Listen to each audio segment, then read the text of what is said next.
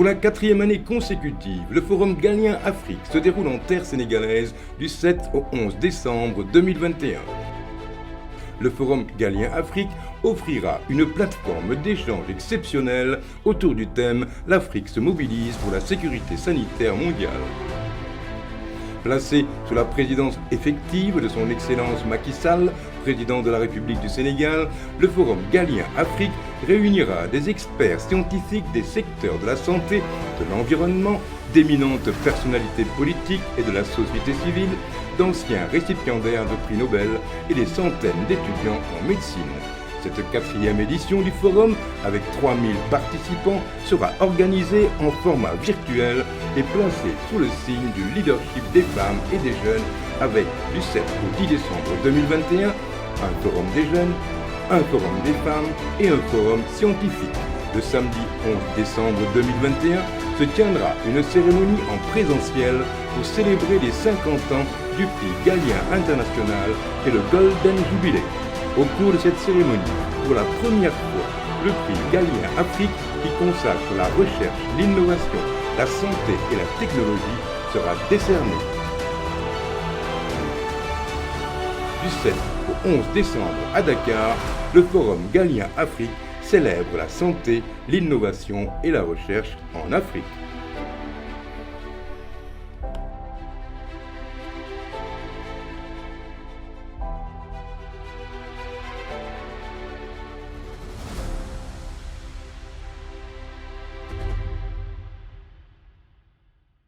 Mesdames et messieurs, bonjour, bienvenue parmi nous à nouveau.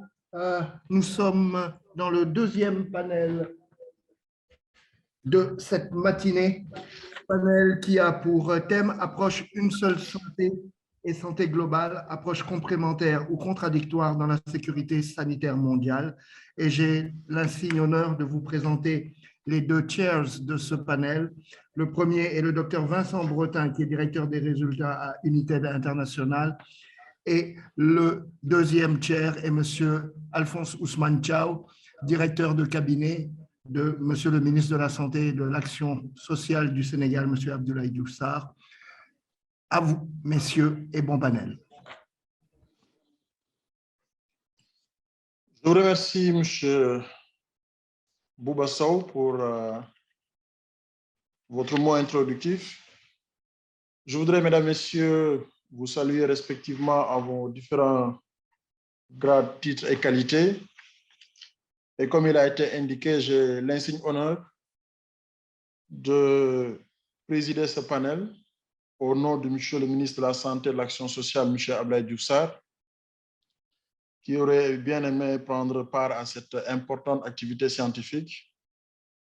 Mais je précise aussi que nous co-présidons avec le docteur Vincent Bretin.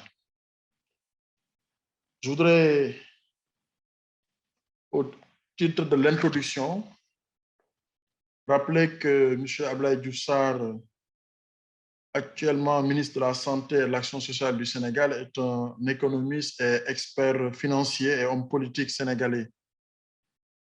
Il a été secrétaire général de différentes chambres de commerce et directeur de société avant d'être nommé en avril 2012 comme le directeur du Centre des œuvres universitaires de Dakar, de l'université Cheikh Anta Diop. Après son passage au niveau de ce Centre des œuvres universitaires, il a été nommé plusieurs fois ministre, dans un premier temps comme ministre du Tourisme et des Transports aériens, puis ministre de la Gouvernance locale, du Développement et de l'Aménagement du terroir, et enfin, ministre de la Santé et de l'Action sociale depuis 2017, et il gère depuis bientôt 2 ans la pandémie que nous connaissons tous. M. Abdoulaye Diouf Sarr, en tant qu'homme politique, est aussi candidat à la capitale dakaroise. Nous sommes réunis pour parler d'un thème qui est au cœur, bien évidemment, des politiques de santé. Il s'agit de l'approche une seule santé et santé globale, approche complémentaire ou contradictoire dans la sécurité sanitaire mondiale.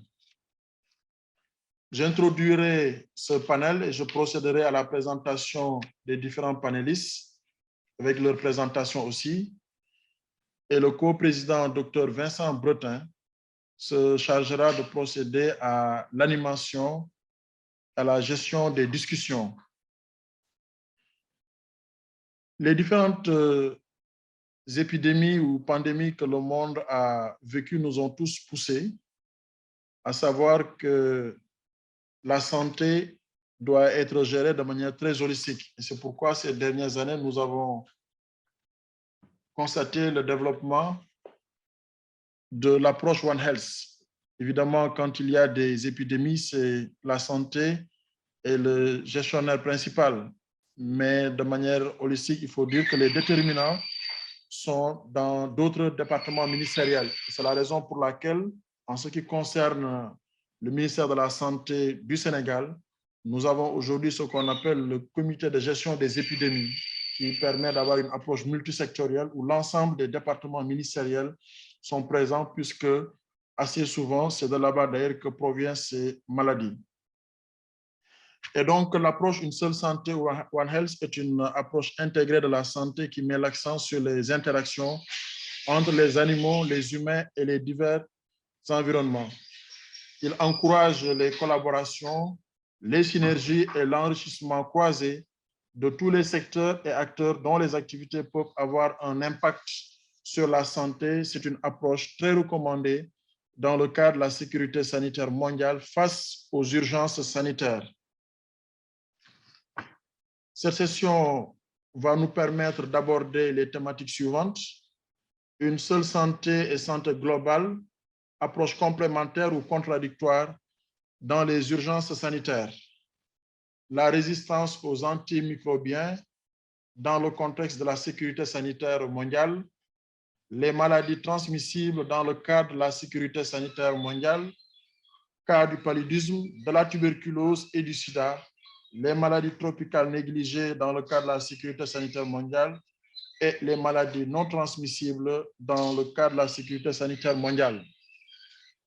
Nous aiderons alors à développer, à donner des orientations sur ce thème, le docteur Valérie Reed. Je rappelle que M. Valérie Reed est directeur de recherche au CEPED, unité mixte de recherche impliquant l'Université de Paris et l'institution de recherche, l'Institut de recherche pour le développement, IRD. Il a été professeur de santé publique à l'École de santé publique de l'Université de Montréal. Il héberge actuellement l'Institut de la santé et du développement de l'Université Cheikh Anta Diop de Dakar. Ses travaux de recherche portent sur la couverture sanitaire universelle, le financement des services de santé, l'évaluation des programmes, les politiques de santé publique, la promotion de la santé, programme évaluation publique, health policy and health promotion. Alors, docteur, depuis l'avènement de la sécurité sanitaire mondiale en 2007, des approches de collaboration multisectorielle et internationale sont prônées. En tant qu'international sur les questions de santé, pouvez-vous partager avec nous votre expérience sur l'approche Une seule santé et l'approche santé globale, contradictoire ou complémentaire dans le cadre de la sécurité sanitaire mondiale? Docteur Valérie, je vous donne la parole. Bien, chers collègues, merci de me donner la parole. Je suis évidemment très heureux d'être avec vous aujourd'hui et permettez-moi de vous remercier de cette invitation qui m'honore et j'espère que la réflexion que j'aimerais partager avec vous concernant une seule santé et santé globale, comme on me l'a demandé, sera à l'auteur de vos attentes. J'aimerais commencer par évoquer les concepts pour terminer par l'énonciation de 5 défis que je considère essentiels si l'on veut réellement s'engager dans l'application concrète sur le terrain d'une seule santé mondiale. Alors d'abord, les concepts et de quoi parle-t-on vraiment? En effet, la pandémie que nous vivons maintenant depuis presque 2 ans, ici à Dakar et partout dans le monde, a fait ressurgir l'idée que l'animal, l'être humain et l'environnement sont intimement liés, et cette triade peut définir simplement le concept d'une seule santé, comme vous venez de le dire. Bien évidemment, tout cela n'est pas nouveau. Pour celles et ceux qui ont entendu parler de l'unification microbienne du monde à partir du XIVe siècle, qui a été parfaitement analysé par le roi Ladurie ou Gélinas, par exemple. De même, sans revenir sur les travaux de Virchow, les experts de la santé se souviendront du concept d'une seule médecine qui évoquait, il y a maintenant très longtemps, les interactions entre les êtres humains et les animaux. Pourtant, sur le terrain, les acteurs de la santé animale et ceux de la santé humaine ont encore des défis très importants à collaborer ensemble, sans compter les faibles ressources dont disposent les systèmes de santé animale. Par exemple, au Sénégal, dans le district de 260 000 habitants de Kaffrine, on va trouver 93 professionnels de la santé humaine, sans compter le personnel communautaire, contre seulement 9 professionnels de santé animale. Pourtant, dans ce district, une étude de collègues de l'ISED ici à l'UCAD a montré que les derniers ont 8 fois plus de chances de disposer de connaissances pour lutter contre la rage que les professionnels de la santé humaine. On voit donc ici le besoin, l'indispensable collaboration pour la santé des populations, qu'elles soient humaines et animales. Alors aujourd'hui, quand on étudie les documents et que l'on écoute les discours, on est relativement estomaqué par la quantité phénoménale de concepts qui sont mobilisés pour évoquer des domaines relativement proches. Alors pour paraphraser Michael Quinn Patton, qui évoquait il y a bien longtemps la soupe alphabétique des concepts en évaluation, le sujet que j'aimerais évoquer ce matin est assez proche d'une marmite bien remplie. Une seule santé, une seule médecine, éco-santé, un seul monde, santé mondiale, médecine tropicale, santé internationale, santé durable, santé planétaire, etc., etc. Contrairement à un inventaire à la Prévert, cette liste, absolument non exhaustive, traduit bien le foisonnement des concepts qui sont pourtant tous interreliés, mais aussi notre difficulté commune mondiale à les différencier, à les comprendre, à les utiliser, mais surtout à les mettre en pratique sur le terrain. J'y reviendrai. En effet, comme l'ont noté Morand et ses collègues très récemment, je cite, « One Health ne parvient pas en pratique à intégrer les 3 dimensions médicales, vétérinaires et écologiques. » Et si on suit Daigneault et Jacob, un concept doit être défini au regard de ces 3 dimensions que sont le sens, le terme et le référent. De plus, selon ces auteurs, je cite, « Seul un concept construit et opérationnalisé de manière adéquate peut contribuer à une production scientifique cumulative de qualité. » Il me semble donc que si celui d'une seule santé l'est depuis longtemps, c'est encore loin d'être le cas sur celui de la santé globale, ou ce que d'autres appellent la santé mondiale. En effet, depuis la médecine coloniale, dont certains effets néfastes associés à ces pratiques coercitives se sont de nouveau révélés dans les approches contemporaines de lutte contre la COVID-19 à travers le monde entier, il semble que les personnes et les équipes qui tentent de construire le concept de santé mondiale éprouvent des difficultés. Dans un article de 2021, nous avons montré que ce concept était récent et qu'il a même été mis en avant pour les besoins de certains acteurs nord-américains ou européens pour qualifier leurs interventions et leurs enseignements de santé publique dans un contexte hors de leurs frontières nationales. Justement, si j'évoque cette question, c'est que je crois que l'urgence sanitaire mondiale, pour reprendre une expression au cœur du forum d'aujourd'hui, est en partie la lutte contre cette pandémie, mais pas seulement. Mais cela ne peut pas se concrétiser à n'importe quel prix et pas n'importe comment. En effet, je crois qu'il est aujourd'hui essentiel de profiter de cette fenêtre d'opportunité pour remettre en question fondamentalement la manière dont nous travaillons tous ensemble.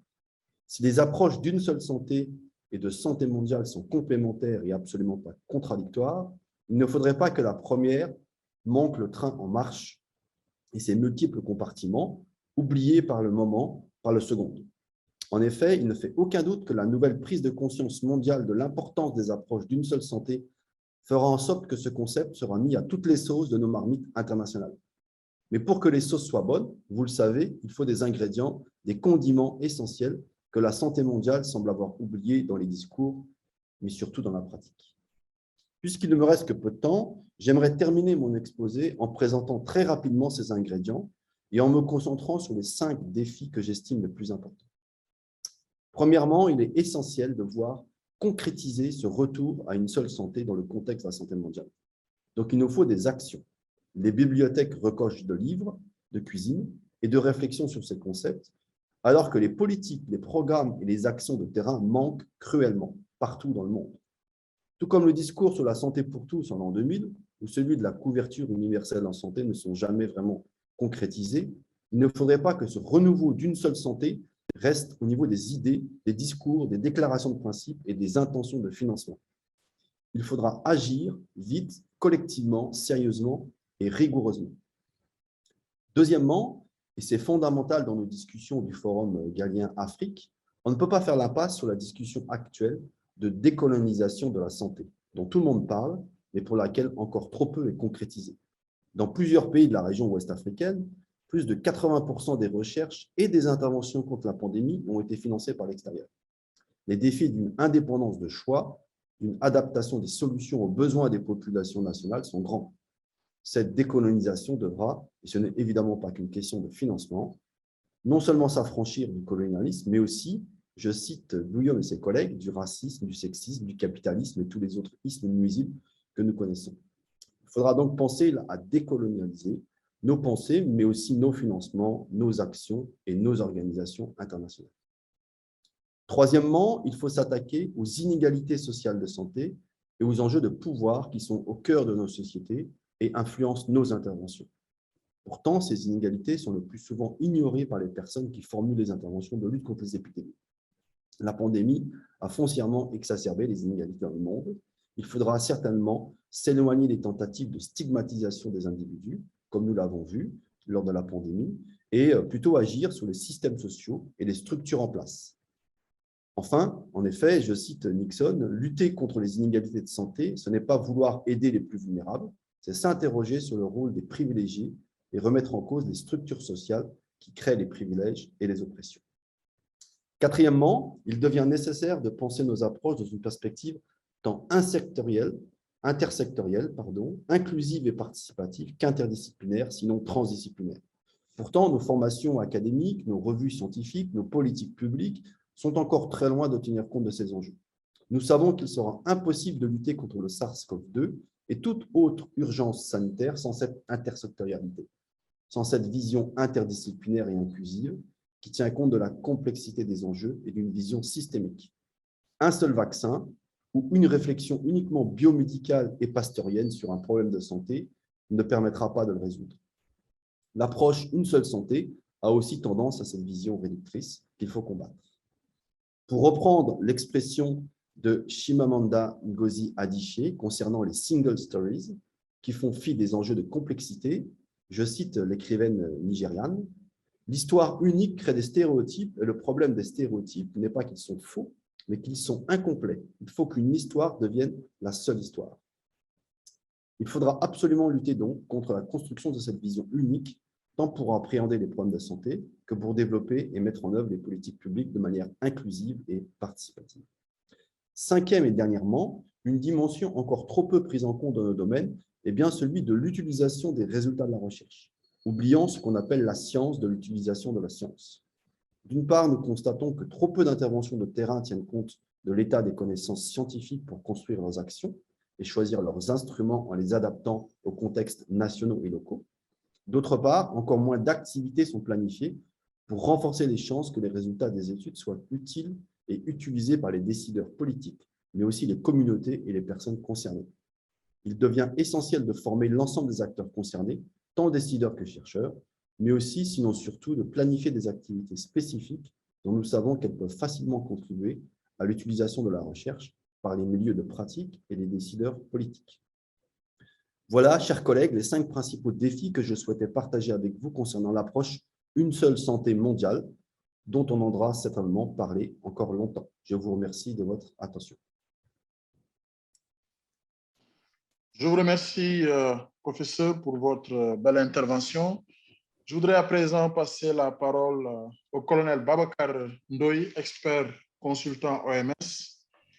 Je vais, pour le présenter, rappeler que le colonel Babacar Ndoye est diplômé de l'Institut Pasteur de Paris, puis des hôpitaux des armées en France et de l'Institut Faro de Marseille, le professeur Ndoye est médecin agrégé en microbiologie.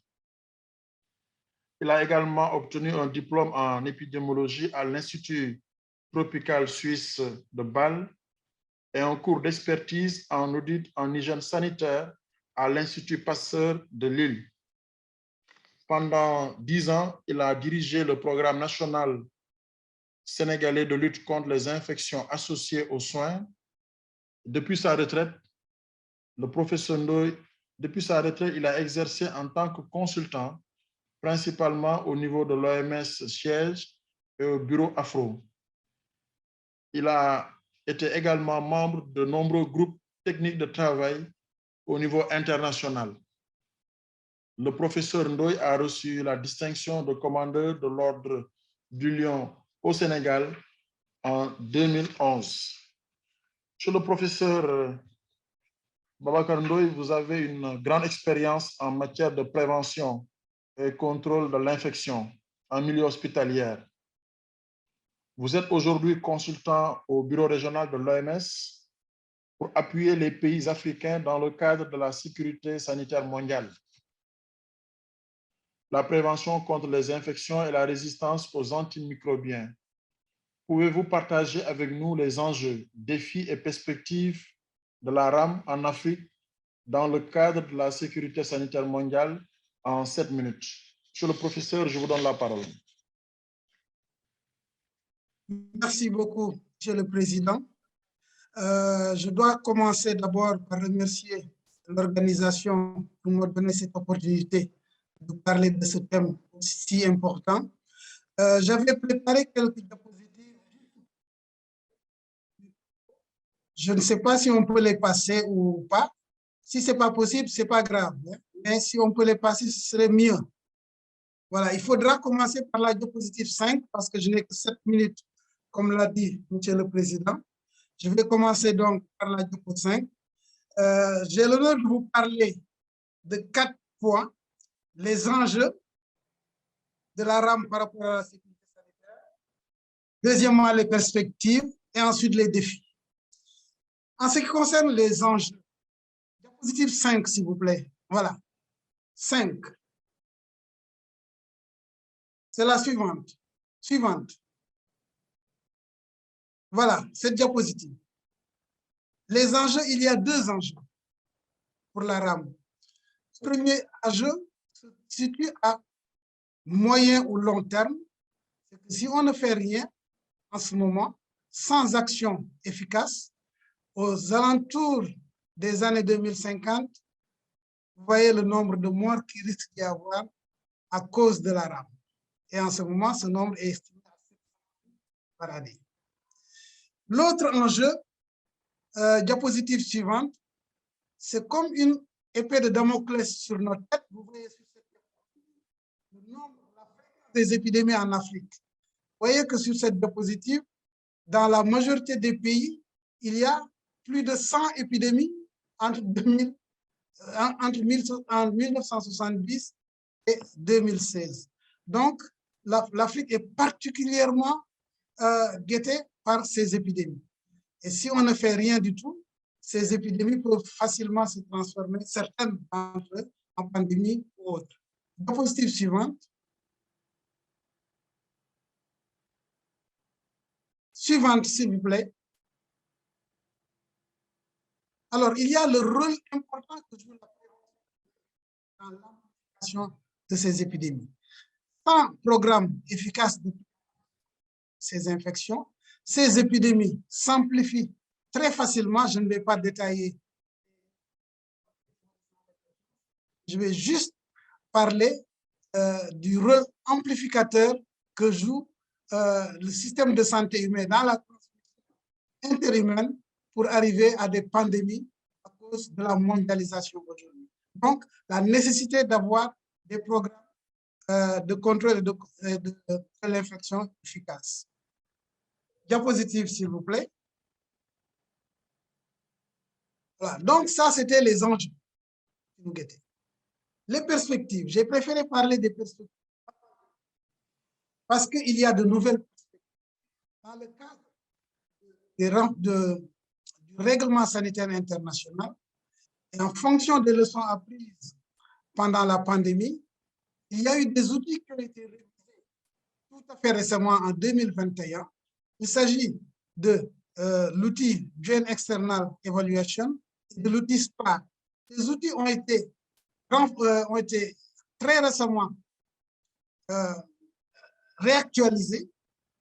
Et dans le cadre du GII, que tout pays doit obligatoirement subir au niveau de tous les 5 ans, il y a de nombreux indicateurs qui ont été ajoutés dans le cadre de la RAM. Pour l'autre outil, qui est l'outil qui annuellement doit être rempli, la grosse nouveauté, c'est que la programme de contrôle des infections est devenue une capacité à part entière avec des indicateurs nouveaux alignés sur les nouvelles recommandations techniques de l'OMS. Cela est important parce que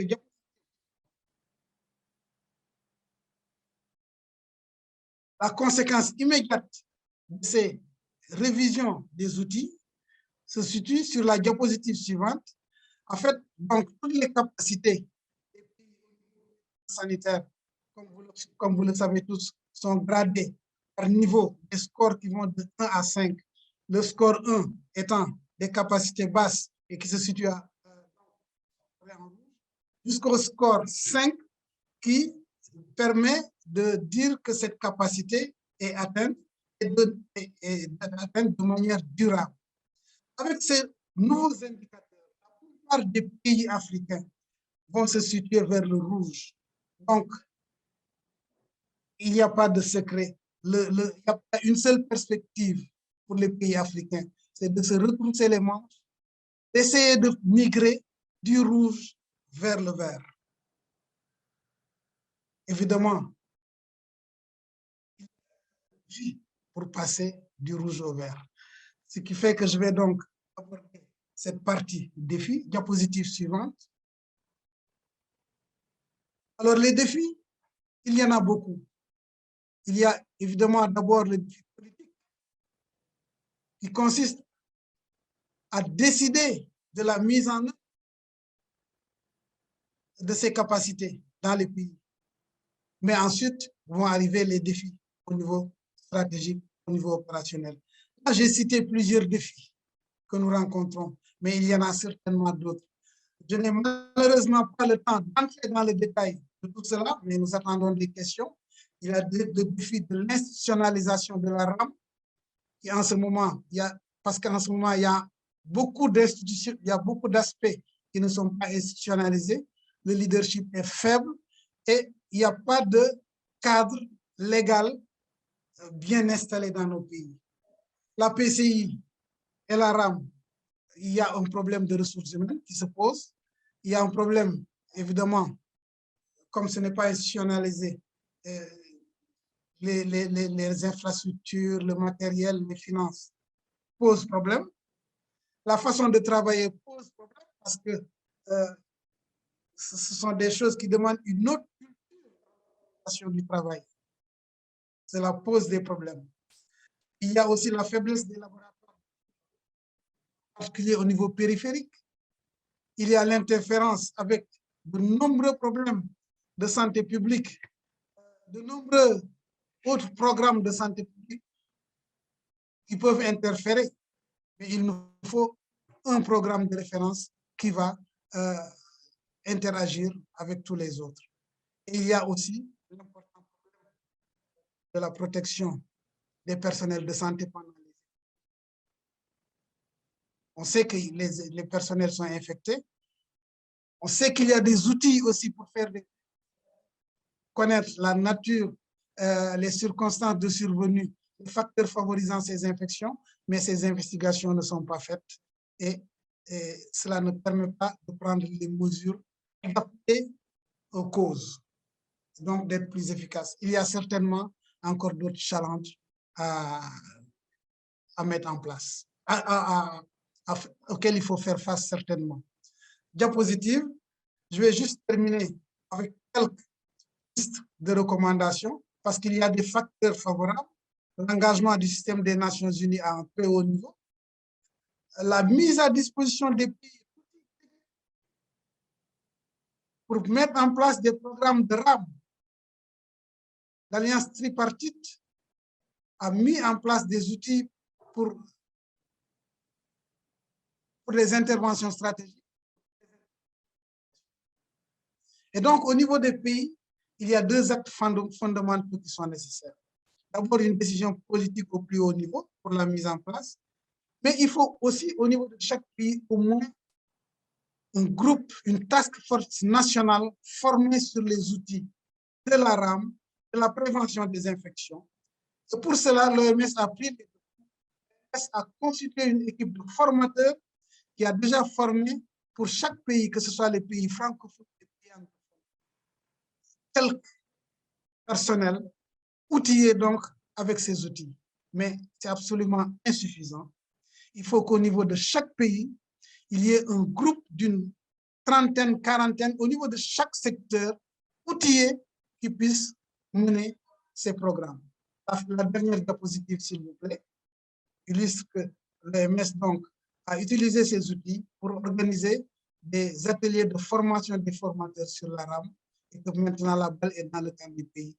Je vous remercie et je reste à votre disposition dans le cadre de la RAM. Merci, Monsieur le Président, à vous. Je vous remercie, colonel, et je vous félicite aussi. Je voudrais à présent passer la parole au docteur Abdourahmane Diallo, qui est docteur en médecine et titulaire d'un master en santé publique internationale de l'université Johnson Hopkins. M. Diallo est nommé directeur général du partenariat Rollback Malaria en 2019. Mais au préalable, il a occupé le poste de ministre de la Santé et ministre conseiller du président de la République de Guinée de 2016 à 2019. Docteur, la lutte contre les maladies transmissibles à déterminisme environnemental sont aussi une des composantes de la sécurité sanitaire mondiale. En tant que directeur exécutif de Rollback Malaria, pouvez-vous partager avec nous les stratégies préconisées pour mieux lutter contre le paludisme dans le cadre de la gestion des urgences sanitaires en général et dans le cadre de la riposte contre la pandémie à la COVID-19 en particulier? Docteur, je vous donne la parole pour 7 minutes. Merci, Monsieur le Président. Bonjour, bonsoir, chers collègues. C'est un plaisir et un honneur pour moi d'être de retour sur ce forum. J'y avais déjà participé il y a quelques années, en 2018, je crois, à Dakar. Et donc, je suis vraiment content d'être parmi tous aujourd'hui. Je remercie donc les organisateurs pour l'invitation. La question que vous venez de poser est très pertinente pour toutes les entités engagées dans la lutte contre le paludisme, particulièrement dans ce contexte de crise sanitaire. Il faut reconnaître qu'il y a eu beaucoup de progrès dans la lutte contre le paludisme. Grâce aux efforts des pays touchés par le paludisme et leurs partenaires, plus de 10 millions de vies ont été sauvées et plus d'1 milliard de nouvelles infections ont été évitées au cours des 20 dernières années. Cependant, comme vous l'avez certainement suivi avec la publication du dernier rapport de l'OMS sur l'état mondial du paludisme, en 2020, 627 000 personnes sont décédées à cause de cette maladie, dont 80% des enfants de moins de 5 ans, malheureusement. Le paludisme est une maladie évitable et traitable. Le problème, c'est l'accès aux soins. En général, les communautés les plus à risque sont celles qui n'ont pas un accès facile aux services de santé. Malheureusement, pendant les crises sanitaires et les situations d'urgence, ce sont ces mêmes communautés qui ne sont pas suffisamment couvertes par les systèmes de santé. À cause de cela, le paludisme s'intègre dans les efforts pour promouvoir la couverture sanitaire universelle. C'est donc dire qu'investir dans les programmes de lutte contre le paludisme, c'est investir dans la sécurité sanitaire. Avec l'augmentation de la couverture des systèmes de santé à travers, par exemple, les réseaux d'agents de santé communautaires, les communautés seront mieux préparées à gérer et à atténuer l'impact des crises sanitaires. Il faut dire que les situations d'urgence sanitaire et le paludisme partagent les mêmes géographies. Nous l'avons d'ailleurs entendu tout à l'heure avec la présentation du colonel. Le paludisme est concentré dans les pays à faible revenu, surtout dans les pays africains et les zones d'intervention complexes. Le programme de lutte contre le paludisme aide les systèmes de santé à atteindre les communautés les plus reculées par l'expansion des services de diagnostic, de traitement, de vigilance ou de surveillance, particulièrement la surveillance à base communautaire. Nous l'avons appris au cours des dernières épidémies. Moi, je peux citer l'exemple de la Guinée pendant l'épidémie de la maladie à virus Ebola, où nous avons vraiment relevé l'importance de la surveillance à base communautaire. Ainsi, les systèmes de santé deviennent plus performants et seront plus capables de détecter de nouvelles tendances comme le début d'une épidémie ou l'émergence de nouveaux pathogènes. Pendant la pandémie de COVID-19, les programmes de lutte contre le paludisme ont dû s'adapter à plusieurs défis pour assurer la continuité des services, y compris des délais, des coûts importants dans les chaînes d'approvisionnement, les mesures de restriction mises en place au niveau global, aussi au niveau local, de nouvelles orientations pour assurer la sécurité des campagnes de distribution de moustiquaires, par exemple, dans le contexte de la pandémie, qui ont dû être adaptées, l'insuffisance des ressources humaines et financières, car, comme vous savez, dans un contexte d'urgence sanitaire, la tendance est de mobiliser toutes les ressources disponibles, aussi bien humaines que financières, et les réorienter vers la gestion, n'est-ce pas, de ces urgences sanitaires. Donc, au début de la pandémie, l'OMS a estimé que le nombre de décès dus au paludisme pourrait doubler en Afrique subsaharienne dans le pire des scénarios à cause de l'impact du COVID-19. Grâce aux investissements de long terme et aux efforts héroïques vraiment des pays endémiques accompagnés par les différents partenaires, l'adaptation des stratégies au contexte du Covid, le pire des scénarios a été évité. Cependant, les perturbations dans la gestion de cas ont mené malheureusement à une augmentation de 12% des cas de décès causés par le paludisme en 2020 par rapport à 2019. Concrètement, il y a eu une augmentation de 69 000 décès et de 14 millions de nouveaux cas entre 2019 et 2020. Donc, les éléments de cette réponse sont similaires, franchement, à la stratégie utilisée dans les pays à haut fardeau, qui est appelée communément HPHI, High Burden to High Impact, particulièrement la volonté politique vraiment à s'engager à efficacement lutter contre le paludisme, l'utilisation des données dans la prise de décision pour mieux cibler les interventions, les optimiser, des orientations ciblées et aussi la coordination multisectorielle. Donc, par sa longue histoire, nous connaissons la difficulté d'affronter le paludisme. Avec l'augmentation de la population des zones à risque, il y a chaque année encore plus de personnes qui doivent être couvertes par les mesures de prévention et traitement dans les contextes rendus plus compliqués par le COVID-19. En plus, la résistance aux médicaments et aux insecticides représente encore une menace à laquelle les services de santé doivent faire face. Mais avec une augmentation des investissements, nous pouvons éviter la recrudescence de cette maladie et continuer le progrès pour en finir avec le palu, le temps d'une génération, comme on le dit. De nouveaux investissements, comme le financement au premier programme de vaccination antipaludique annoncé par Gavi la semaine dernière, représentent une nouvelle opportunité avec des synergies importantes avec la réponse aux pandémies. Pourtant, nous aurons encore besoin de plus de fonds pour investir dans des produits innovants tels que les moustiquaires et les nouveaux insecticides. Juste en guise d'indication, pour l'année 2020, c'est environ 3,3 milliards de dollars qui ont été investis dans la lutte contre le paludisme globalement, contre une attente de 6,8 millions. Donc, ça donne un peu une idée sur l'écart qu'il y a. Donc, si nous renforçons les systèmes de santé, optimisons le ciblage des activités et accélérons le développement de la mise à l'échelle des différentes innovations, nous pouvons accélérer la baisse des morts et infections paludiques, aussi améliorer la résistance des pays, la résilience, je veux dire, des pays contre les pandémies et sauver des millions de vies.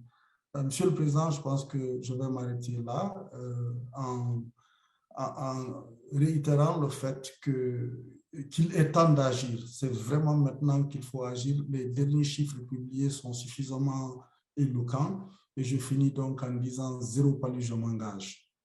Merci beaucoup.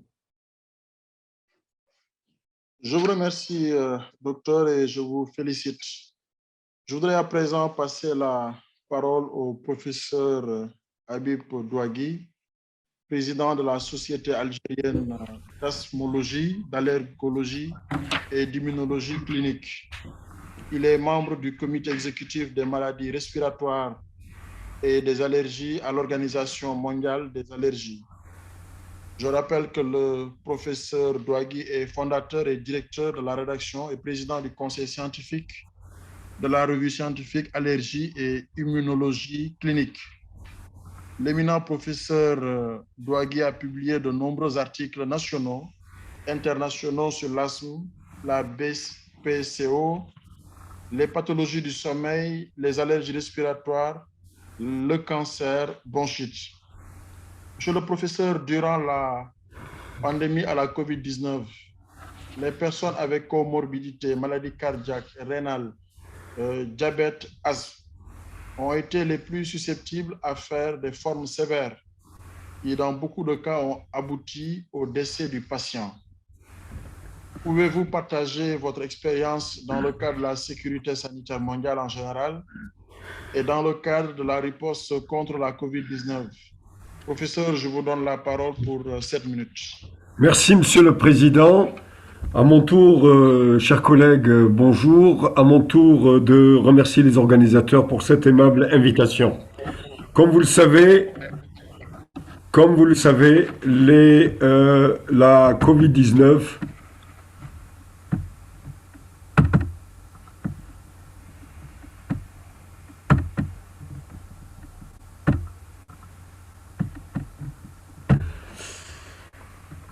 Comme vous le savez, la Covid-19, en plus d'accaparer les ressources financières importantes et de saper les économies mondiales, notamment des pays à faible revenu, la Covid-19 a mis en danger le concept même de santé globale, d'une seule santé mondiale.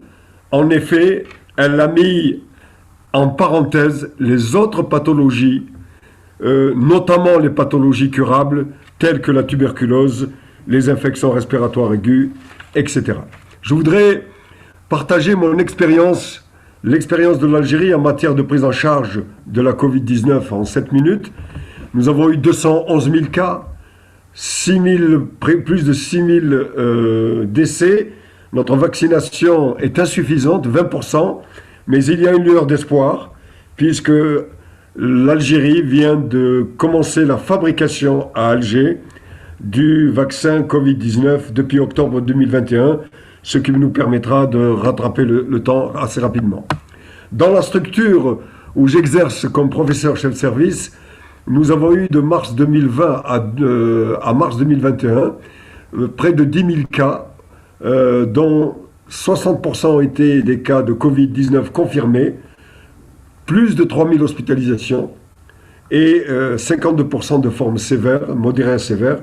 Et nous avons eu à déplorer 646 décès, ce qui représente 21% de létalité hospitalière, ce qui est énorme. Les facteurs de risque, vous les avez énumérés, monsieur le chef de cabinet, ce sont les hommes de plus de 65 ans ayant une ou plusieurs comorbidités. Et nous avons eu comme comorbidités les plus fréquemment rencontrées l'hypertension artérielle, le diabète, les maladies cardiovasculaires, les pathologies respiratoires, l'asthme, la BPCO, les maladies rénales, les maladies auto-immunes avec l'obésité ainsi que le tabagisme. Les recommandations de la Global Initiative for Asthma, puisque la question est posée comme ça. La Global Initiative for Asthma, qui est une des recommandations internationales faites par des experts du nord de la Méditerranée, insiste pour le problème de l'asthme et de la BPCO de garder les traitements de fond, d'initier des biothérapies, de traiter les exacerbations et d'assurer la prévention. Je voudrais simplement dire que les traitements de fond qui associent dans l'asthme des traitements associés de corticoïdes inhalés et de bêta de longue durée d'action ne sont pas toujours disponibles en Afrique. Il est illusoire de penser que l'on pourra utiliser des traitements de biothérapie dans nos pays parce que ce sont des médicaments qui coûtent extrêmement cher. Le traitement des exacerbations nécessite bien entendu la disponibilité des médicaments. Et j'insisterai simplement sur un domaine qui me paraît essentiel, qui est celui de la prévention, où là, tous nos pays peuvent appliquer les mesures barrières de confinement selon les recommandations actuelles. Simplement, il y a dans tous nos pays un gros problème de communication en direction de nos populations. En effet, beaucoup de nos populations ne veulent pas se faire vacciner contre le vaccin, la Covid-19, et beaucoup de nos populations ne croient pas, ont un déni de cette maladie Covid-19. Les professions à risque d'exposition, notamment les personnels de santé, ont payé un lourd tribut dans notre pays, puisque nous avons eu en Algérie plus de 250 médecins décédés et plus de 200 personnels hospitaliers décédés à cause de cette maladie de Covid-19. Quels sont les problèmes que nous avons rencontrés en Algérie dans la prise en charge de cette maladie Covid-19 et qui sont probablement les mêmes problèmes rencontrés dans nos pays d'Afrique? Eh bien, c'est d'abord la désorganisation des hospitalisations et des consultations avec un constat amer d'impression d'abandon des autres pathologies respiratoires chroniques. Je parle de ma spécialité, asthme, BPCO, cancer au cours de la pandémie. Nous avons carrément mis à l'écart toutes ces pathologies pour nous consacrer uniquement à la prise en charge de la maladie Covid-19. La deuxième leçon que nous avons eu à régler rapidement, c'est l'insuffisance des lits de réanimation, notamment des malades qui présentaient des formes sévères de Covid-19 et qui décédaient dans nos services de réanimation. Le troisième problème auquel nous avons été confrontés, notamment l'année dernière, au cours de la troisième vague, qui a été une vague terrible au mois de juin, juillet et août, c'est le problème sérieux de disponibilité de l'oxygène, notamment dans les CHU qui prennent en charge des pathologies respiratoires du Covid, avec les autres comorbidités, notamment l'asthme et la BPCO. Nous avons, comme dans malheureusement beaucoup de pays, un taux insuffisant de la vaccination actuelle de la population, mais il y a une lueur d'espoir, comme je vous l'ai dit initialement, puisque nous avons commencé avec un partenariat chinois et un partenariat russe, la fabrication du vaccin en Algérie, et donc c'est une lueur d'espoir à la fois pour l'Algérie, mais aussi pour les pays frères et amis africains. En conclusion, mais j'aurai aussi des perspectives, les recommandations qui sont faites par le GINA, la Global Initiative for Asthma, ne sont pas applicables en Algérie pour la prise en charge des pathologies chroniques en période de Covid-19. Elles ne sont pas applicables pour la simple raison, c'est que nos situations économiques, nos spécificités économiques, culturelles et de couverture médicale sont insuffisantes par rapport aux pays développés. Savez-vous, chers collègues, combien il y a de pneumologues dans les pays de l'Afrique subsaharienne? Il y a moins de 200 pneumologues qui exercent aujourd'hui dans l'Afrique subsaharienne. Comment voulez-vous qu'on puisse prendre en charge les malades asthmatiques qui sont un problème de santé publique dans tous les pays et en particulièrement en Afrique. C'est pourquoi une quinzaine de pays d'experts africains se sont réunis à Alger pour proposer un projet que nous avons intitulé African Initiative for Asthma, qui est un projet de prise en charge des maladies asthmatiques et des maladies allergiques en tenant compte des spécificités économiques, culturelles et de couverture médicale et en donnant plus d'importance à nos médecins généralistes et en donnant plus d'importance à nos personnels de santé. Quelles sont les perspectives et comment l'Afrique peut-elle se mobiliser pour améliorer la sécurité sanitaire mondiale? Commencer d'abord par compter sur ses atouts et sur ses potentialités. Nous avons tous vu en direct la situation qui prévaut dans les pays développés. Plus de 70% de leur population sont vaccinés contre le Covid. Moins de 10% de nos populations sont vaccinées dans nos pays d'Afrique. Nos pays africains doivent d'abord compter sur leurs atouts et sur leurs potentialités. En créant des laboratoires de centres de recherche communs et de pôles d'excellence africains avec des partenariats de pays amis, mais aussi avec une coopération internationale. Nous venons de voir qu'une coopération entre l'Algérie et l'Égypte, avec la Chine et avec la Russie, aboutit à la fabrication de vaccins anti-Covid dans nos pays d'Afrique. Deuxièmement, la fabrication en Afrique des vaccins, pas seulement les vaccins de la Covid-19, mais également des vaccins de maladies prévalentes en partenariat avec des pays amis.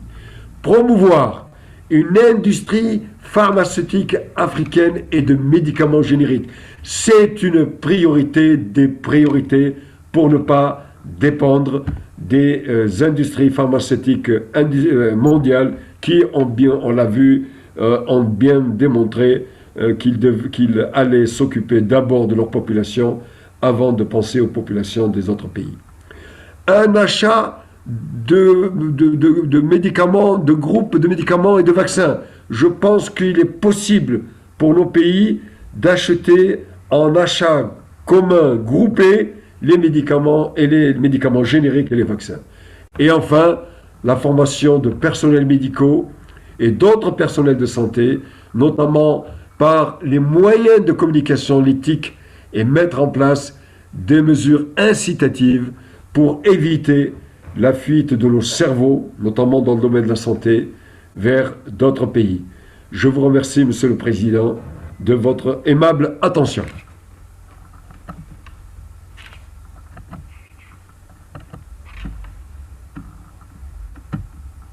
Je vous remercie, Monsieur le Professeur. Je voudrais féliciter tous les brillants panélistes et je voudrais à présent passer la parole à mon co-président, le docteur Vincent Bretin.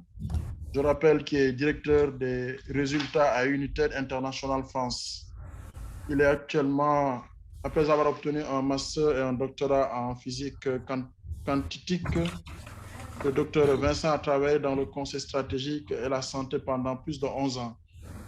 Il a été directeur au Boston Consulting Group avant de rejoindre United. Il coordonne les dépistages de COVID-19 d'United dans le cadre du partenariat ACTA. Docteur, monsieur le co-président, je vous donne la parole. Merci beaucoup, Monsieur Thio, cher co-président, et un grand merci aux 4 panélistes pour vos présentations vraiment très éclairantes. Je vais peut-être, avant d'ouvrir les questions-réponses avec les participants, dire 2 mots simplement d'United et de la façon dont United réfléchit aux questions que vous avez évoquées, notamment aux questions Une seule santé. Certains d'entre vous connaissent notre action. On est une organisation basée à Genève qui travaille sur l'innovation et l'accès aux innovations et aux produits de santé, notamment sur le VIH, la tuberculose et le paludisme, mais également récemment sur le Covid-19 et d'autres pathologies. Et quand on regarde le type d'action qu'on fait, on se rend compte que finalement, la logique Une seule santé nous touche à plusieurs endroits dans notre travail. Il y a d'abord toute la problématique de la résistance antimicrobienne qui a été évoquée par le colonel Ndoye aujourd'hui, mais également la résistance aux insecticides. Et on se rend compte que les innovations sont une réponse à ça. Quand on a des moustiquaires imprégnés qui utilisent des ingrédients et des insecticides qui ont été utilisés pendant des années, il faut anticiper en termes d'innovation, de développement de produits, l'arrivée de nouvelles moustiquaires avec de nouveaux ingrédients pour anticiper le développement des résistances dans les populations de moustiques. Donc, c'est le genre de travail que finance United pour faire en sorte qu'on ait tous les outils disponibles et qu'on puisse faire, par exemple, des rotations, soit pour la pulvérisation intradomiciliaire, soit pour les moustiquaires imprégnés, avec différents ingrédients. Les innovations aussi en termes de traitement de tuberculose, évidemment, dans lesquels la gestion de la résistance est cruciale et pour lesquels on finance des essais cliniques qui permettent de trouver de meilleurs régimes cliniques. Et enfin, je voudrais évoquer une thématique qui est plus récente chez nous, mais qui me semble intéressante à amener dans le débat, qui est la logique finalement du lien entre le secteur de la santé et l'environnement, qui est un des aspects de la problématique Une seule santé, et notamment la réflexion sur l'empreinte à la fois carbone et environnementale des produits de santé et du secteur de la santé en général, un sujet sur lequel le secteur de la santé commence à se mobiliser, sur lequel, en tant qu'United, on a commencé à travailler, en essayant de comprendre, notamment sur les innovations et les produits qu'on introduit, essayer de mieux comprendre quel est l'impact de ces produits une fois qu'ils sont déployés, l'impact à la fois de leur empreinte carbone, de leur fabrication, de leur transport. Et le professeur Douagui a parlé de la fabrication locale, et je pense que ça peut être une des réponses à ce genre de problématique, mais aussi l'empreinte environnementale des produits, quand on a des produits qui contiennent des insecticides, qui contiennent des produits nocifs pour l'environnement, ou tout simplement qui contiennent du plastique. Il y a aussi cette relation entre le secteur de la santé et l'environnement qui nous semblait important de souligner. Donc, je ne vais pas en dire plus sur United, simplement donc signaler à tous les participants qui peuvent à la fois poser des questions dans la partie discussion, ou sinon lever la main et prendre la parole pour poser des questions à nos panélistes. Et je vois qu'il y a une première question qui a été posée par Marie Diacat à l'attention du professeur Reed, qui dit « Vous venez de pointer du doigt 5 défis sur lesquels on doit agir pour améliorer l'approche Une seule santé pour le développement. Que faire dans le court et le moyen terme pour permettre aux pays en développement de pouvoir disposer, à l'instar des pays développés, des vaccins et autres outils de diagnostic pour mieux faire face à la COVID-19 ?» Je vais vous donner la parole, professeur Reed, et peut-être que d'autres panélistes, comme par exemple le professeur Douagui, pourront aussi apporter des éléments de réponse. Alors, merci pour la question. En fait, mon propos était vraiment centré à la demande des organisateurs sur One Health et moins sur la vaccination. Donc, la question sur la vaccination, mais il se trouve qu'on fait des travaux de recherche ici au Sénégal avec les collègues de l'ISED, et donc on a regardé un petit peu et on regarde ce qui se passe de manière régulière, et en fait la situation est éminemment complexe dans les contextes subsahariens et ouest-africains en particulier, où on a un mélange de défis tant d'acceptabilité, on est bien d'accord, comme le collègue en Algérie, mais aussi d'accessibilité, et je pense qu'il ne faut pas rendre les choses trop simples, et qu'on est vraiment dans une complexité de processus et qu'on a tendance parfois à simplifier les éléments. Alors évidemment, les études d'acceptabilité qu'on a fait ici au Sénégal et au Bénin montrent qu'il y a des enjeux importants, même si la dernière étude qu'on avait faite avant l'arrivée des vaccins montrait un niveau d'acceptabilité potentiel de 60% quasiment au Sénégal comme au Bénin, donc c'est un niveau relativement important. On vient de terminer une étude la semaine dernière, je n'ai pas encore les résultats, donc je pourrais vous le dire dans quelques temps si l'acceptabilité a priori a changé, et donc dans ce qu'on appelle, nous, l'acceptabilité contemporaine. Donc, il y a des enjeux autour de ces questions d'acceptabilité, mais il y a aussi des enjeux d'accessibilité et des défis autour de ça. Alors, évidemment, on a tous vu et entendu l'égoïsme de nos amis du Nord ou du secteur privé sur les vaccins et ce qui se passe, qui est un scandale mondial quand même, un nouveau, mais on a aussi des enjeux sur des vaccins qui sont peut-être envoyés avec des dates de péremption parfois un peu courtes et qui obligent à aller très très vite dans certains pays à distribuer des vaccins, et donc du coup, ce n'est pas facile pour les collègues sur le terrain de faire ça. Et puis, une réflexion qui me semble assez peu, je t'amènerai là-dessus, abordée, c'est l'enjeu de focaliser tout sur le vaccin, évidemment, c'est facile. Alors, on a tous une vision assez classique de la santé pasteurienne et de croire que c'est avec un vaccin qu'on va sauver le monde, alors que c'est évidemment beaucoup plus compliqué que ça, mais aussi sur l'enjeu d'immunité naturelle. Dans les régions, dans les pays, dans la sous-région, les études de séroprévalence commencent à sortir. Celle du Sénégal va donner ce résultat dans les prochains jours, je pense, mais au Burkina, au Mali, on est à des 70% de contact avec le virus auprès des populations urbaines. Je pense à Bamako ou à Ouaga. Alors, dans ces contextes d'immunité naturelle, quasiment, quelle est la place de la stratégie vaccinale et de la réflexion qu'on a collectivement pour centrer nos propos sur le vaccin par rapport à d'autres éléments? Je n'ai pas de réponse, je ne suis pas virologue, je n'y connais absolument rien, mais je pense qu'il y a un débat interdisciplinaire à avoir sur ces enjeux de focalisation sur le vaccin, quand on sait que cette partie très, très importante de la population a été en contact avec le virus, même si on sait très bien que les enquêtes de séroprévalence ont aussi beaucoup de limites sur le virus et les mutations du virus. Voilà de mon côté. Merci beaucoup, professeur Hill. Professeur Douagui, est-ce que vous souhaitez intervenir sur cette question éventuellement Absolument, je partage tout à fait les remarques et les commentaires de notre collègue. Il y a manifestement les effets délétères de la communication par les réseaux sociaux qui ont mis en exergue les effets secondaires des vaccins, qui sont relativement limités, mais qui ont fait des dégâts monstrueux dans les opinions publiques, notamment les fameux accidents avec le vaccin AstraZeneca, etc. Moi, je partage l'avis du collègue. Je crois que nos décideurs ont intérêt. J'ai la chance également, ça n'a pas été dit par Monsieur le Président, j'ai la chance d'être un homme politique et d'avoir été vice-président du Sénat algérien. Je pense que les hommes politiques focalisent trop sur les soins et pas suffisamment sur la prévention. Et si on doit faire une recommandation aujourd'hui avec les enquêtes et avec les chiffres et les publications qui apparaissent dans le monde, l'effort que doivent faire les Africains, c'est vraiment de vacciner les personnes âgées de plus de 65 ans et qui ont des comorbidités. Parce que c'est là qu'il y a le gros problème des formes graves et des décès. Je ne suis pas sûr, en tant qu'homme sur le terrain, que suivre les pays développés qui commencent à vacciner leur population tout azimut. Notamment, je viens d'apprendre qu'en Europe, on va commencer à vacciner les enfants entre 5 et 11 ans. Je ne pense pas que les pays africains devraient se diriger vers cette orientation qui me paraît peut-être prématurée. C'est vrai que aujourd'hui, si vous le permettez, Monsieur le Président, un dernier commentaire. Il y a des nouveautés en matière de virologie. Vous savez qu'on parle aujourd'hui de déficit immunitaire.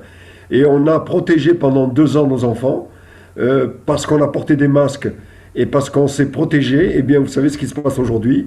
Nous avons, vous le savez tous, nous assistons à des bronchiolites de l'enfant qui apparaissent à partir du 15 octobre, alors que les épidémies apparaissaient vers le 15 décembre et au-delà.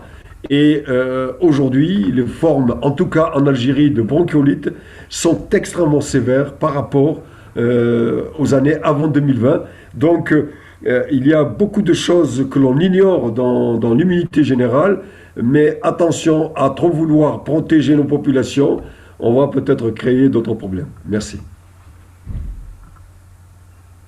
Je me permettrai juste une toute petite mention en lien à la question sur la partie diagnostic, puisqu'en plus on est dans un événement hébergé par le Sénégal et par Dakar, du rôle que joue Diatropix, une société basée à Dakar qui travaille en partenariat avec l'Institut Pasteur sur la production de diagnostics, et notamment pour la Covid-19, que nous soutenons United et qui est également soutenu par notre partenaire Find, et qui, je pense, est aussi un élément de réponse à ce genre de problématique.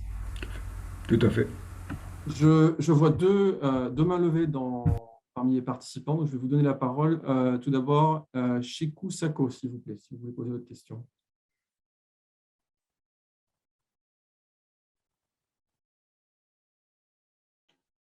Allô, bon. Oui, je vous en prie, vous avez la parole.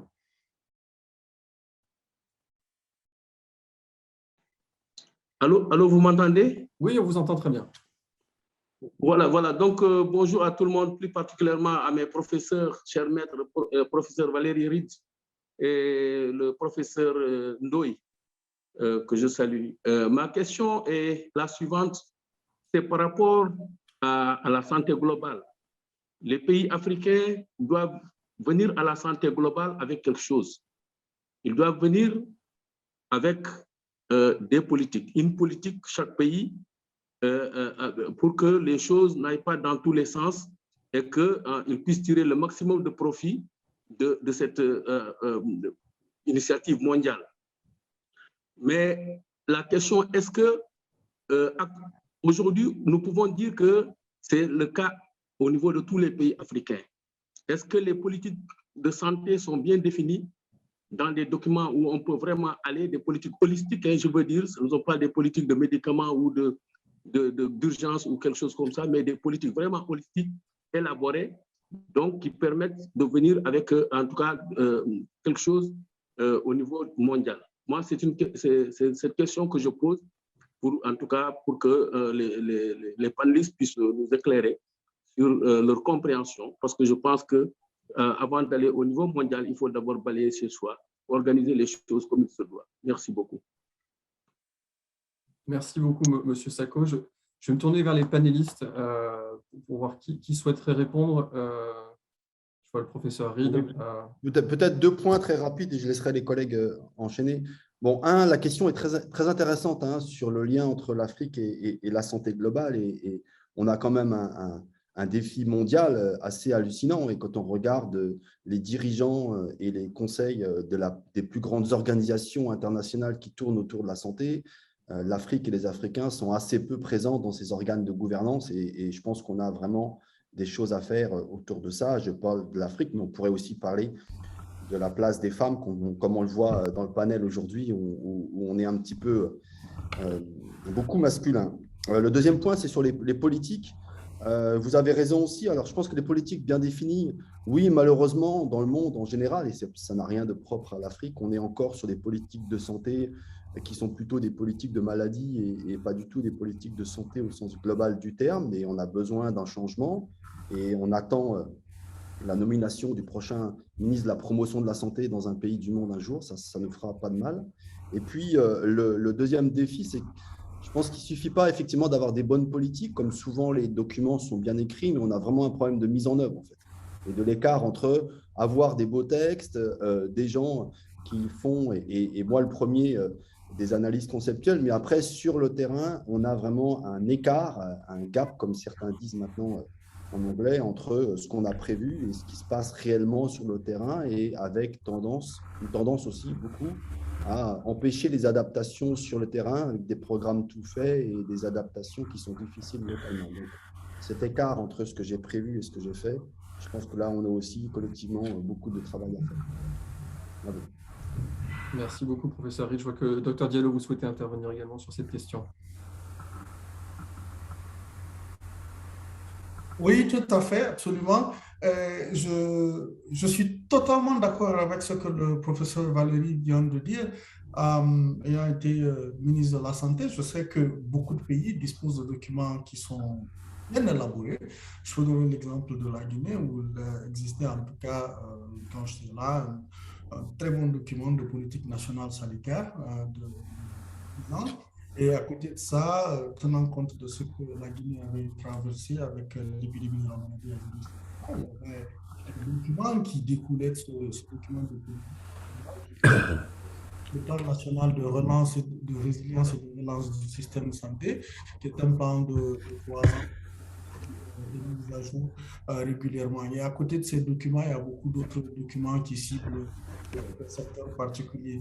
Mais exactement comme le professeur Valérie vient de dire, le défi, c'est dans la mise en œuvre de ces politiques, parce qu'il y a énormément de contraintes, je pense, auxquelles nous sommes tous avec lesquelles nous sommes tous bien familiers. À côté du défi de mise en œuvre, il y a souvent l'alignement des partenaires. Il y a même des pays qui ont développé un document national appelé Compact, souvent avec l'appui de l'OMS et d'autres partenaires, mais il est souvent très, très, très difficile d'accorder tous les partenaires qui accompagnent le secteur de la santé sur ces politiques nationales. Parce que, comme nous savons, les partenaires les sources de financement sont différentes, les contraintes sont différentes, les politiques sont différentes, les exigences de rapportage sont différentes, etc. Ce n'est pas évident. Moi, je connais des exemples où certains partenaires ont voulu soumettre ces documents de politique, je dirais politique nationale, à la revue de leur département juridique, et ces revues ont pris un temps fou pendant que la mise en œuvre commençait avec difficulté. Et voilà, je m'arrête là. Merci.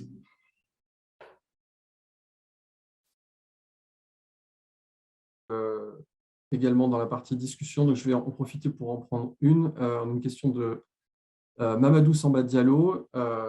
Bonjour, que pourrons-nous alors retenir de One Health Global, vu que tous les pays n'ont pas les mêmes réalités face aux différentes maladies?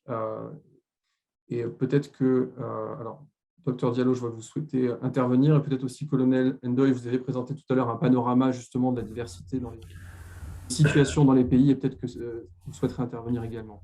Mais Docteur Diallo, je vous donne la parole peut-être dans un premier temps.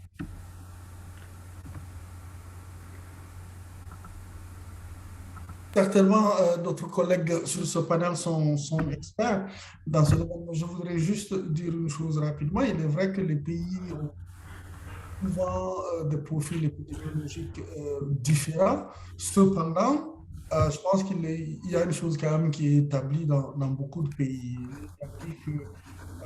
Plus de 60% de maladies infectieuses sont d'origine zoonotique.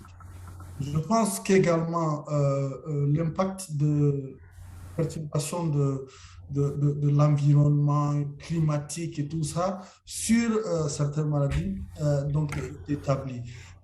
Sans compter la contribution d'autres secteurs, parce que je parle un peu multisectoriel ici, même si on parle de One Health, c'est-à-dire santé humaine, santé animale et l'environnement.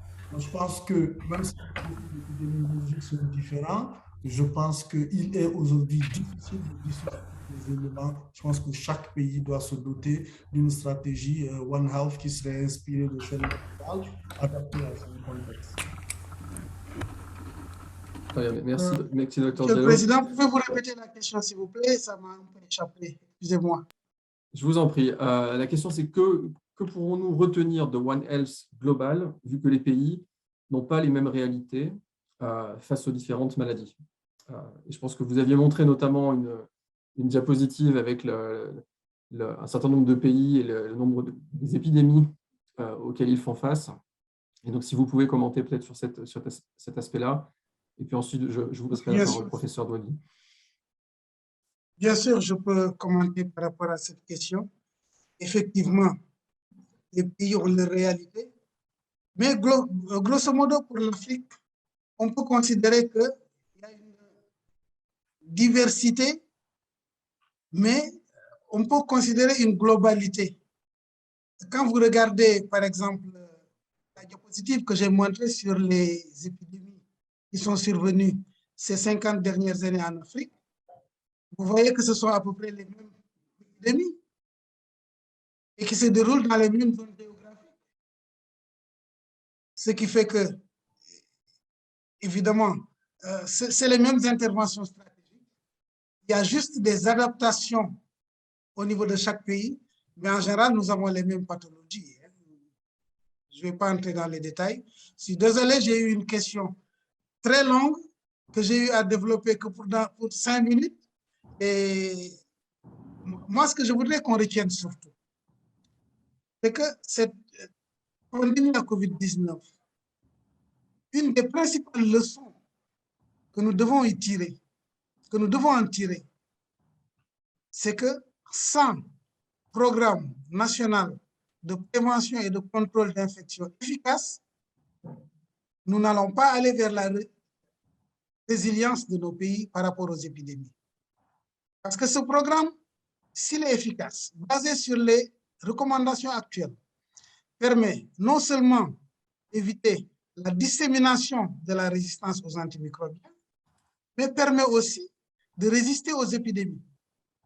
Pour la COVID-19, nous avons eu beaucoup de chance parce qu'il semble nous l'avons dit tout à l'heure avec les vaccins, il y a une certaine résistance naturelle des populations africaines par rapport au coronavirus. Mais nous avons vu ce qui s'est passé avec les épidémies à Ebola, où il y a eu un collapsus des systèmes de santé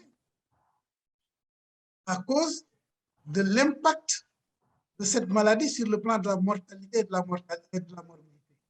Voilà donc, en ce moment, je pense que le principal message à retenir, la nécessité pour les pays africains d'avoir un programme efficace de prévention, de contrôle des infections, vraiment basé sur l'actualité des recommandations techniques. Voilà ce que je pouvais apporter. Merci, Monsieur le Président. Merci beaucoup. Je vais donner la parole au professeur Douagui également sur cette question. Merci, Monsieur le Président. La question est difficile et la question est particulièrement complexe de par la diversité de nos pays et les différences économiques de nos pays. Moi, je crois que c'est une occasion inespérée pour avoir une réponse politique forte de la part des États africains. Je crois que c'est une réponse politique forte des pays africains en direction de la santé de leur population qui est la première étape qui me semble extrêmement importante pour la bonne réponse de la santé africaine et de la santé mondiale et de la santé tout court. La deuxième chose qui me paraît extrêmement important, et nous avons vu l'exemple de la Covid-19 et nous est arrivé en plein visage, c'est que les Africains doivent compter sur eux-mêmes. Et que, par conséquent, je crois qu'il faut mutualiser nos compétences et mutualiser nos moyens. Je suis convaincu qu'il faut faire l'état des lieux de nos pôles d'excellence, de nos centres de référence, de nos centres de recherche, et faire un développement scientifique en Afrique. Ce qui manque en Afrique, c'est un développement scientifique. C'est-à-dire qu'on va chercher de l'autre côté tout ce dont nous avons besoin et on n'a pas développé suffisamment nos axes de recherche, nos centres, nos pôles d'excellence, etc. La troisième chose, c'est naturellement, et je suis d'accord avec le colonel, c'est avant tout dans nos pays, prioriser et privilégier les politiques de prévention.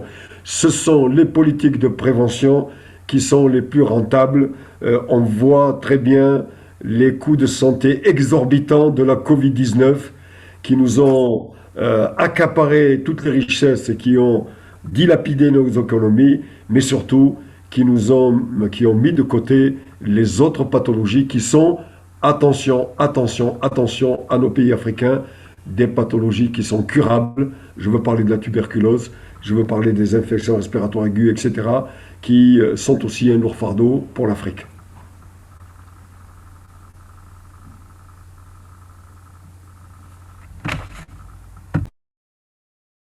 Merci beaucoup, professeur. Je vais me tourner à nouveau vers les participants. Je vois que Madame Kadi Endo, vous aviez une question à poser au panel. Je vous donne donc la parole.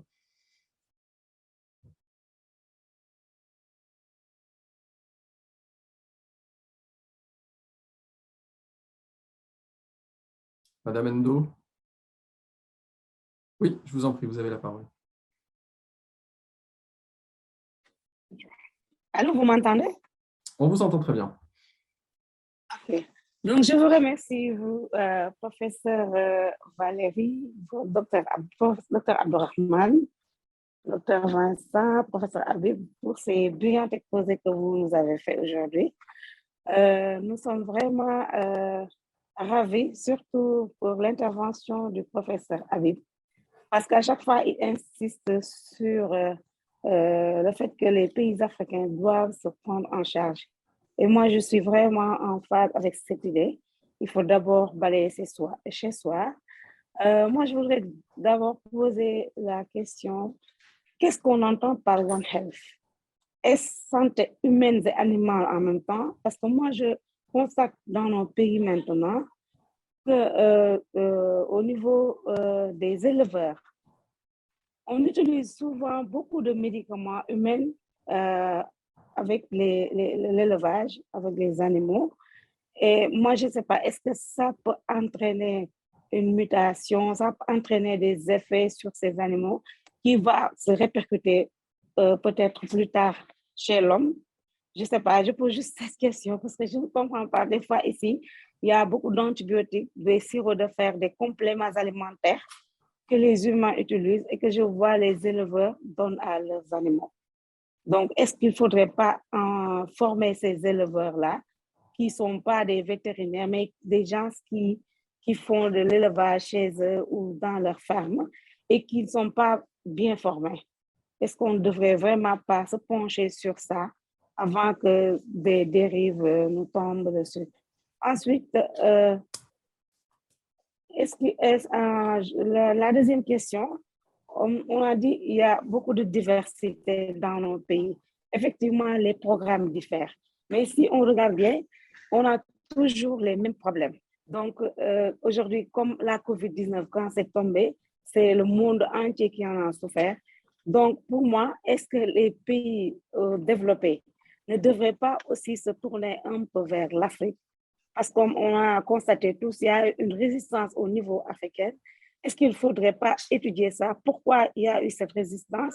Et à partir de là-bas, est-ce qu'on ne pourrait pas trouver des solutions aujourd'hui pour cette épidémie? Qu'est-ce qu'il y a de particulier au niveau des Africains? Donc voilà, donc pour moi, c'est global. Nous sommes dans un même village. On doit vraiment peut-être s'entraider ou bien voir ce qui se passe chez l'autre pour trouver des solutions vraiment durables. Je vous remercie. Merci beaucoup, madame, pour à la fois vos commentaires et vos deux questions. Donc, je résume pour être sûr que j'ai bien compris vos deux questions. Une première question sur la définition de One Health, une seule santé. Finalement, qu'est-ce qu'on entend par là? Et notamment l'articulation avec la santé animale. Et vous avez évoqué l'utilisation des médicaments chez les animaux. Est-ce que ça peut avoir des implications chez l'homme? Donc, une première question pour nos panélistes. Et une deuxième question sur notamment la situation face au Covid-19 en Afrique et notamment la certaine résistance qui a été observée et quelles sont les leçons à en tirer pour non seulement le continent, mais aussi les pays développés. Colonel Ndoye, je vois que vous souhaitez intervenir. Je vous donne la parole sur une ou les deux questions d'ailleurs. Merci beaucoup, Monsieur le Président. Je vais juste intervenir par rapport à la première question sur ce qu'on entend par One Health. En fait, on s'est rendu compte des interconnexions entre les problèmes de santé qui sont au niveau de la santé humaine, de la santé animale, de l'agriculture, de l'environnement, etc. À partir de ces interconnexions, il est évident que la solution se trouve dans le fait de travailler ensemble. Ces secteurs doivent travailler. Pourquoi il est recommandé au pays des structures de gouvernance qui sont communes. Donc, les différents problèmes devraient trouver une solution à partir du fait que les équipes de gouvernance mettent ensemble autour d'une même table tous ces secteurs pour trouver des solutions. Quant aux détails sur la formation des éleveurs, ça, je pense que je ne peux pas entrer dans les détails des conséquences que pourrait avoir mauvaise utilisation des médicaments.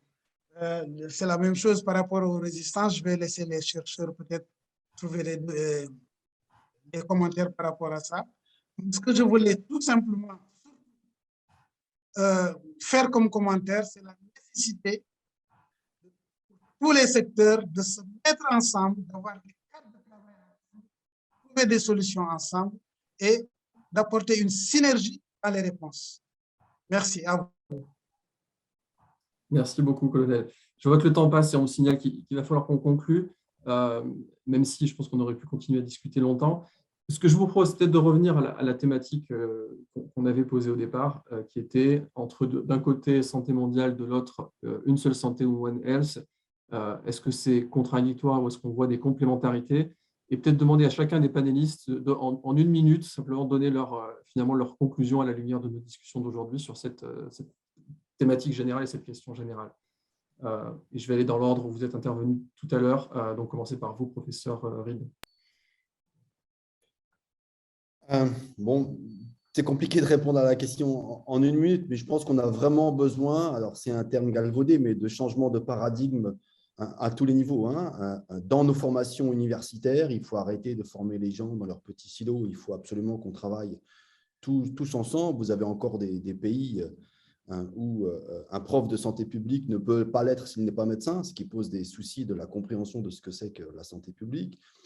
Et en même temps, sur le terrain, on voit encore des travaux en silo où la santé animale, la santé environnementale et la santé humaine travaillent les uns à côté des autres sans prendre le temps de se parler et de discuter, de collaborer. Et ça, c'est à l'échelle de la planète, ça n'a rien d'africain.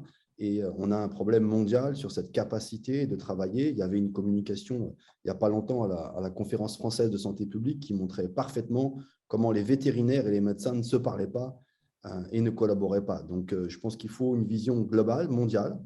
C'est aussi ça, les problèmes de santé mondiale, comme la question de la collègue tout à l'heure. Je pense qu'effectivement, souvent, on a les mêmes problèmes, mais il ne faut surtout pas les mêmes solutions et il faut adapter les solutions au contexte, aux ressources, aux besoins et aux enjeux locaux. Il suffit, par exemple, en Afrique de l'Ouest, de penser à la mortalité liée aux accidents de la route, qui est la première cause de mortalité des jeunes hommes, qui est complètement oubliée. Et malheureusement, il n'y a pas de fonds mondial pour les accidents de la route. Et le jour où il y en aura un, on va se préoccuper du problème. Voilà. Merci beaucoup, professeur. Je vais passer la parole au colonel Ndoye pour une petite intervention. On va essayer de terminer à l'heure. Merci. Très rapidement, je vais juste dire que ce sont deux concepts qui sont complémentaires. Mais le problème au niveau de l'Afrique, c'est que dans tous ces domaines, il y a tellement d'étapes que tout à l'heure, c'est vrai, on disait que le problème est dans la mise en œuvre avec la différence entre ce qui est prévu et ce qui existe. Le problème de cette mise en œuvre, c'est une question de manque de priorisation et d'adapter en fonction des ressources disponibles. Et je pense que si cela est fait de manière propre, les deux concepts finiront par se retrouver et faire le bonheur des communautés. Merci. Pour moi, c'est très complémentaire. Merci, colonel. Donc, complémentarité, mais besoin de traduire en action. Et je pense que ça, c'est une thématique qu'on entend à travers toutes vos interventions. Docteur Diallo, quelques mots de conclusion de votre côté? Oui, merci beaucoup. Pour moi, c'est vraiment un résumé de ce qu'on a dit tout à l'heure. Premièrement, la santé humaine ne peut plus être gérée de façon isolée, puisque comme on l'a dit, plus de 60% des maladies infectieuses humaines sont d'origine zoonotique, sans compter l'influence de l'environnement sur ces maladies. Donc, il faut vraiment promouvoir aujourd'hui le concept d'une seule santé, puisque c'est la seule façon qu'on pourrait s'en sortir. Deuxièmement, comme on a parlé de crise sanitaire, de pandémie, d'urgence sanitaire, je voudrais répéter ce que j'ai toujours dit depuis que j'étais ministre de la Santé. Je pense que la meilleure résilience, c'est l'investissement dans le système de santé. Les systèmes de santé les plus performants sont les mieux préparés contre les urgences sanitaires, notamment la santé communautaire, puisque le début d'une réponse, vraiment, c'est la surveillance, particulièrement la surveillance à base communautaire, rapporter les événements inhabituels qui arrivent au niveau de la communauté. Enfin, un petit mot, toujours pour les urgences sanitaires, c'est le rôle des, je crois en français on dit anthropologue, hein, c'est ça, anthropologiste, le rôle des socio-anthropologues, parce qu'on s'est rendu compte, en tout cas, des leçons apprises au cours de certaines réponses, qu'il ne suffit pas d'avoir des épidémiologues, des médecins, des pharmaciens, des laborantins, etc., etc. On a parlé de refus de vaccins au cours de cette discussion. Il est important de comprendre les comportements sociaux, les raisons pour lesquelles les sociétés refusent des choses et rajouter donc à l'arsenal de réponse. Vraiment, c'était un plaisir de participer à ce fantastique panel. Merci beaucoup. Merci beaucoup, docteur. Et pour terminer, professeur Douagui, quelques mots de conclusion de votre côté. Dans ce monde difficile et dans ce monde particulièrement perturbé, je pense qu'il faut faire appel à la dimension humaine et de partage. Je crois que le Covid-19 a montré à tout le monde, et notamment aux pays qui ont un peu plus de moyens que les autres, qui ne sont pas à l'abri d'une épidémie qui met en difficulté presque leur avenir et leur politique et leur économie. Donc je crois que les pays nantis doivent penser un petit peu et regarder du côté des pays en voie de développement. Et je pense que les pays en voie de développement doivent compter sur eux-mêmes et doivent retrousser les manches et essayer de faire un petit peu comme la Chine il y a 40 ans. Un grand écrivain français a dit « Quand la Chine s'éveillera, le monde tremblera ». J'ose espérer, mais je ne suis pas un grand écrivain, quand l'Afrique se réveillera, le monde sera meilleur. Merci beaucoup, professeur Douagui, pour ces dernières paroles. Il me reste à remercier tout d'abord les organisateurs du forum dans son ensemble et de ce panel pour l'opportunité et pour l'organisation. Le coprésident, M. Thio, d'avoir accepté de coprésider avec moi. Bien entendu, nos 4 panélistes. Un immense merci à vous 4 pour avoir préparé cette session et vos interventions et vos réflexions sur cette thématique si importante. Et puis finalement aux participants pour vos questions, vos commentaires, vos réactions qui nous ont permis d'avoir une excellente discussion aujourd'hui, un excellent échange. Merci à tous et puis c'est une bonne continuation dans ce forum. Merci beaucoup. Merci, chers amis et voisins. À très bientôt. Merci beaucoup. Merci à tout le monde. Merci beaucoup, docteur.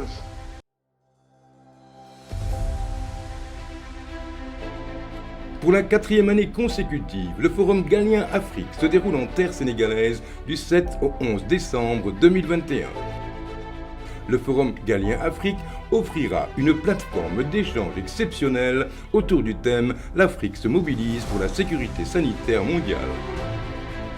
Placé sous la présidence effective de son Excellence Macky Sall, président de la République du Sénégal, le Forum Galien Afrique réunira des experts scientifiques des secteurs de la santé, de l'environnement, d'éminentes personnalités politiques et de la société civile, d'anciens récipiendaires de prix Nobel et des centaines d'étudiants en médecine. Cette 4e édition du forum, avec 3000 participants, sera organisée en format virtuel et placée sous le signe du leadership des femmes et des jeunes, avec du 7 au 10 décembre 2021, un forum des jeunes, un forum des femmes et un forum scientifique. Le samedi 11 décembre 2021 se tiendra une cérémonie en présentiel pour célébrer les 50 ans du prix Galien International et le Golden Jubilee.